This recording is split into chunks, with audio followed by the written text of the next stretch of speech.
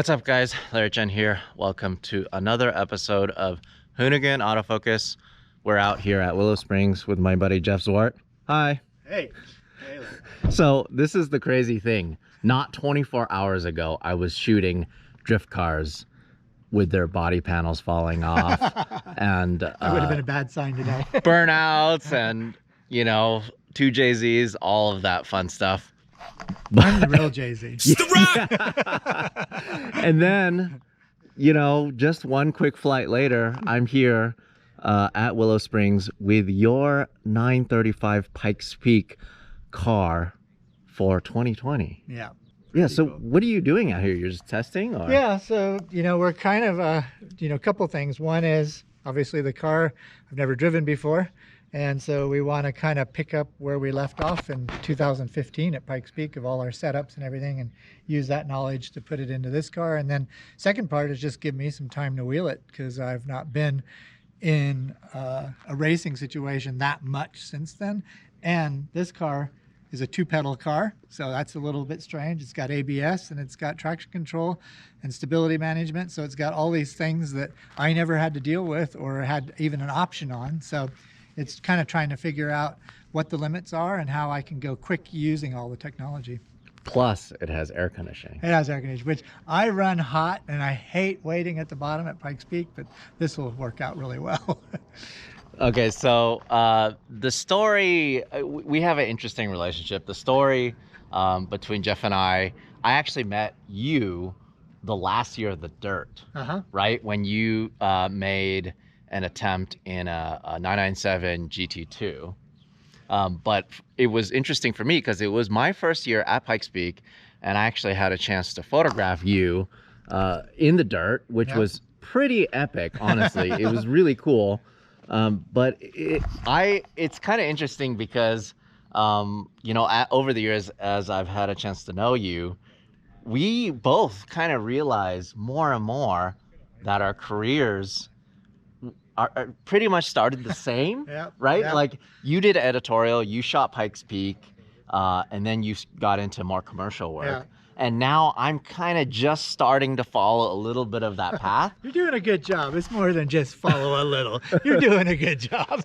Well, I appreciate it. But the funniest thing, the craziest thing, I had a chance to check out Jeff's studio where you actually have a lot of your slides and your negatives still. Or all slides, right? Pretty much everything's transparencies, yeah. All transparencies, and I had a chance to see like these cars, and I'm thinking to myself the whole time, like, wow, I'm photographing these cars today, and Jeff had a chance to photograph them brand new, and that's street cars and race cars. It's just kind of cool. It's pretty cool to see that, and plus, of course, you've done so much with F-15s and fighter jets, and you had to take like parachute training or ejection seat simulators and training and all that kind of stuff. So I had my Martin Baker ejection seat certified card that I used to carry around with me, and I could show that and be at a military base. Next thing I know, I was on the back seat of some F-18 going somewhere. So it's pretty cool. I'm just not worthy. I'm just not. And also another cool thing is you were a Canon shooter, right? Yep. Oh yeah, big time. So, and then you were Canon shooter, factory backed, and then for me, I shot with Canon for 15 years, and now, as of this year, finally, I'm an official Canon photographer. They had a few less people to choose from when I was there. It was a little bit of a smaller category, I think, when I was in the pro team at Canon, for sure. Well, let's do a quick walk around on this thing. This is all just special model 935. This is not like a derivative of the GT2 or anything? Well, underneath is the GT2 RS in 2 ways. It's underneath from drivetrain engine standpoint, it's a GT2 RS street car, which is a 3.8 700 horsepower crazy motor for the street. So underneath there, that part of it's there. But the other side of it is the GT2 Club Sport, which is a club racing car that's based on the GT2. So it has all the safety equipment, all the things. So it's kind of a merging of the top of the line things, the top of the line power plant, top of the line safety and functionality, and then it's packaged in a throwback to the 935s, which in the late 70s, early 80s kind of ruled IMSA and ruled the endurance racing world. So for the 70th anniversary, Porsche brought this car out to commemorate kind of 70 years of history in motorsport, and certainly on a road going based car, which the 935 was based on 911. It was the significant car to kind of feature. So it was styled in the styling studio based on the framework of the GT2 Club Sport, and the rest is sitting right here in front of you. So this is probably going to be a stupid question, but I just have to know, why would they build, like, what duty would this be good for other than something what you're using it for, which is actually to go up Pikes Peak? Yeah. For time trial, time attack, there's nothing else this could be good for. No, but it's great track day car for track, country club style tracks, and kind of, you got your quiver of your Senna and your, other cars that are in there, and you've got this type of evolution of Porsche to run around the track. So it tells a great story because it's based on the 935 concept, but it's so functional underneath. And it's 700 horsepower with all the traction control, stability management, ABS, everything. So it's kind of a very confident, inspiring package in it, for sure. I mean, but the main difference, of course, on the visual standpoint, is the fact that it has so much more aero. Yeah. Like it just has so much more downforce. So on Big Willow, the car that holds the street car record is the GT2 RS. Mm-hmm. I can only imagine this has got to eke out so much more time. Yeah. Because of the aero and of course racing tires and all it's of that. lighter and everything. And this is, and the concept is not just 935 here. There was an evolution of the 935 along the way that was called the Moby Dick. And the Moby Dick was just kind of like, it took a 935 and squashed it down and stretched it out. So, while it's kind of 935 based, the real styling cues were probably picked up off the Moby Dick, which was a car they won Le Mans with. Just incredible. It's just so many little things like this cool as the brake light. Yeah.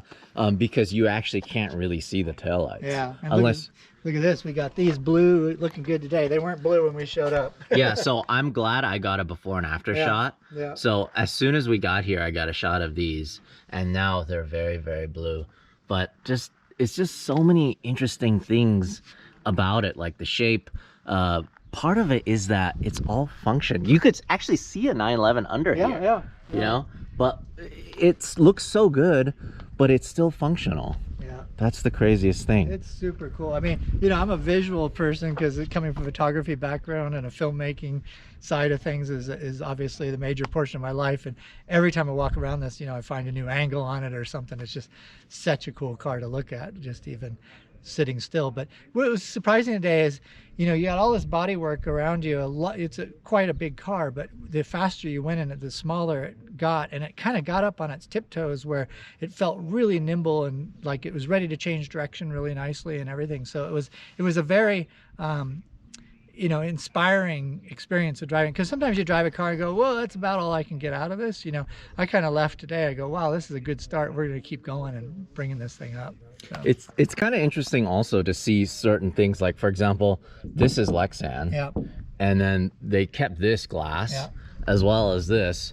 But like just the weave also, that's one of the things I was telling you about earlier. I love shooting into the sun. I'm all about just breaking the rules, backlit everything.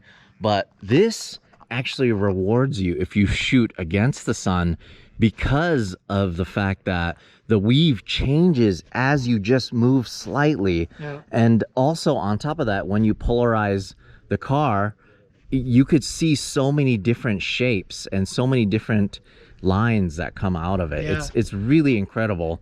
I actually am so happy that I had a chance to shoot it raw carbon, but you're actually going to put a livery on it. Well, yeah, and because as you know better than anybody, we've got a lot of early morning sessions on Pikes Peak, and black cars, while they look badass up there, they just don't pop against the mountains. So we're kind of using inspiration from the Salzburg 917, that was the first 917 to win at Le Mans, the modern day RSR program, and going back to my 2002 kind of Mobil 1 car. So we're kind of combining a lot of influences, but it'll be pretty cool. What we found is that if you got really busy with the graphics, you took away from the pure shape of it. So it's just really clean graphically. Yeah, no, I like that a lot, because you really want to kind of show off how much wider this is versus just the regular street car.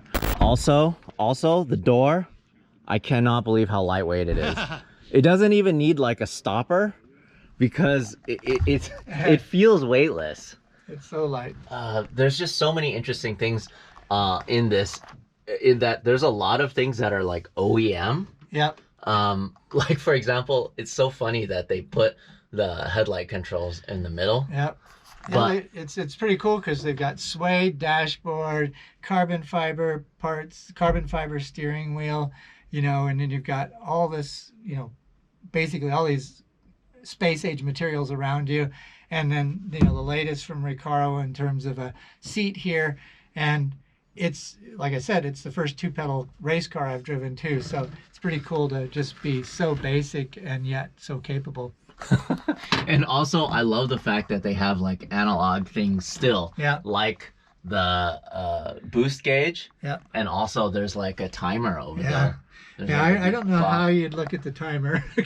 Pretty busy in here when you get it going. I think it's just so funny, like there's still a rear view. Does that even do anything for you? Oh yeah, you can actually see out of it pretty well, but fortunately at Pikes Peak I've got a big problem if I gotta look in the rear view mirror. Right. But that's like, I think that's probably the actual GT2 shifter, but they put like a 917 throwback, like a little balsa wood throwback to it. Oh my god, it's so cool. It's just super cool. I love also that this this net goes into where the speakers normally would. Like they just cut out this little square, and then so that it just goes in there. I think that's so cool. But I mean, that's kind of the thing. A factory race car, you expect it to be this clean, and the fit and finish, even like for the battery box. Yeah. I can't believe how clean everything is. No, and you know, they only made 77 of these, so it's pretty special for me to get to drive one. And you know, it's nice because, you know, fortunately Bob Ingram and the Road Scholars crew kind of all let me run around in their car for Pikes Peak, so it'll be a special year because of that for sure. Yeah, even like look at the foam or yeah, that's all footbox protection, so if you were in an impact, you're not hitting anything hard. I love it. And it even has a normal key. Yep, normal key in the ignition, just like the dealer gives you. Yeah. But that steering wheel is... Yeah. It was funny because I've never driven with a half steering wheel either, but you know, you're just hanging on at, you know, at 3 and 9, so it don't need to ever let your hands off of it, so it works perfectly. I honestly never thought about the configuration of the steering wheel once I started driving it. You did a little bit of testing in regards to the hairpins at Pikes Peak today, and you recreated some of them out here. But of course out here, there's no elevation change. Right.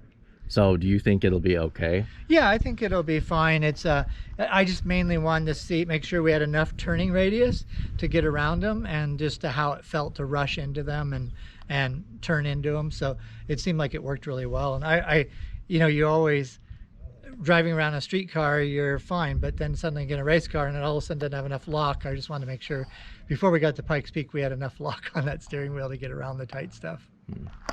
Well, thank you so much for taking time for us. I just can't wait to follow you through this whole program. It's going to be really cool, especially just to get those iconic shots, to recreate some of the shots that I have of you already at Pikes Peak in this 935. It'll be awesome. I'm looking forward to this year so much, and we've waited an extra couple of months for it, but I'll be ready when the time comes, and be fun to see you up there. I think that's a wrap. All right, thanks.